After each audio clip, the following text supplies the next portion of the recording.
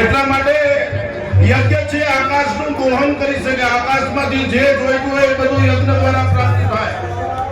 સતયુગની સ્થાપના કરવી હોય, ગૌ પ્રાપ્તિ કરવી હોય, સત્તા પ્રાપ્તિ કરવી હોય, અનંતકાળની સંપત્તિની પ્રાપ્તિ કરવી હોય, ઐશ્વર્યની પ્રાપ્તિ કરવી હોય, જે કઈ જોતું હોય આકાશનું દોહન થઈ શકે યજ્ઞ નારાયણ દ્વારા. યજ્ઞ વ્રત તપસ્યા પાવનાની મનીષણા અહીં બધું અંત વાળું છે, માટે બધા અનંત તરફ જાય છે. અંતથી અનંત સુધીની યાત્રામાં સંત સદગુરુ અને શાસ્ત્રની જરૂર છે.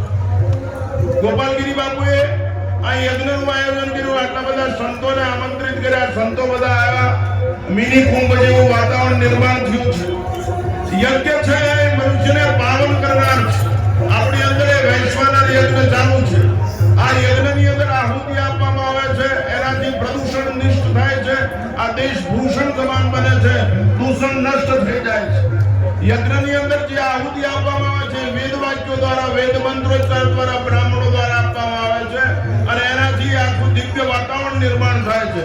તમામ પ્રકારના રોગ નષ્ટ થઈ જાય છે, યોગની સિદ્ધિ પ્રાપ્ત થાય છે. આ યજ્ઞની પ્રદક્ષિણા કરવાથી પરમ કલ્યાણ થાય છે. તપ કરવાથી, વ્રત કરવાથી અને યજ્ઞ વ્રત તપદાન પાવનાની મનીષણા. સંતોએ પણ જીવનની અંદર યાદ રાખવું જોઈએ કે જપ યજ્ઞ એ મોટા મોટો યજ્ઞ છે, સેવા યજ્ઞ છે, દાન યજ્ઞ છે, જ્ઞાન યજ્ઞ છે. એથી મોટા મોટો યજ્ઞ જો દુનિયામાં કોઈ હોય તો શરણે આવેલાને કહેવું કે હું છું ત્યાં સુધી તને કાળ પડાવી નહીં શકે, આ મોટા મોટો નિર્ભય યજ્ઞ છે. આંગણે શરણે આવેલાને કહેવું નિર્ભય, અને સંત કરી શકે, સંત અસ્તિત્વને હલાવી શકે, સંત વસંત લાવી દે, સંત અનંતનું દર્શન કરાવી દે, સંત અંતમાંથી મુક્ત કરી દે, સંત ભગવંત બનાવી દે, સંત તાગ લાવી દે, સંત બાગ બનાવી દે, સંત અનુરાગ જન્માવી દે. સંત આ દેશની શોભા છે, સંત આ દેશનો પ્રાણવાયુ છે, સંત આ દેશનું આબરૂ છે, સંત આ દેશનું કવચ છે, બખ્તર છે. સંત નો તો આ દેશની અંદર અંધકાર વ્યાપ્ત થઈ જાય. આ બધા પ્રાણીઓને પ્રકાશ તરફ લઈ જવાનો, અમરત્વ તરફ લઈ જવાનો જો કોઈને અધિકાર હોય તો એ સંતોનો છે. સંત ધારાઈ કરી શકે. સંત એ ભગવાનની આયુષ્ય છે.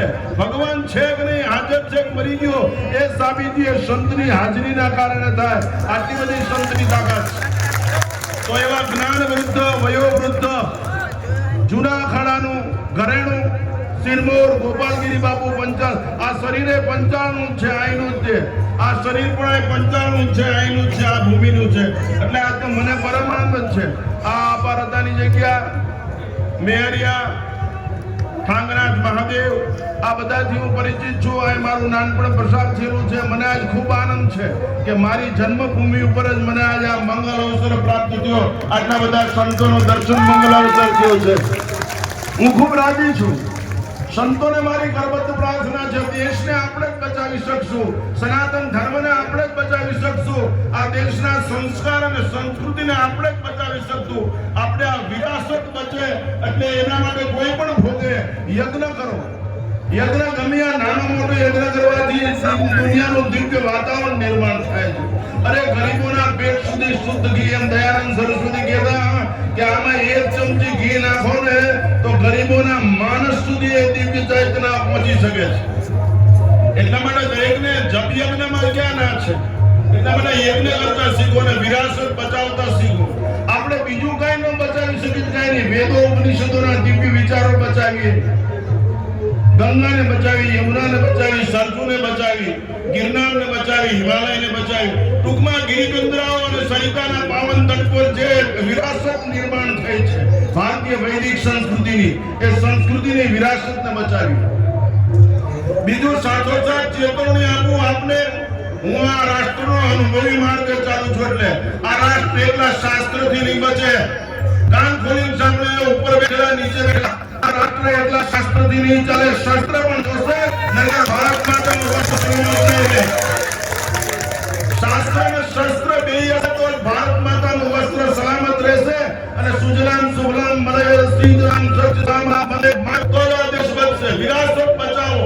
હમ હમ રહે યા ન રહે, मां हम रहे या न रहे, तेरा सुहाग सदा अमर रहे. આટલી બધી તૈયારીઓ છે. સમય બહુ હાથમાંથી સડી ગયો છે અને આ જાહેર કાર્યક્રમો કરો.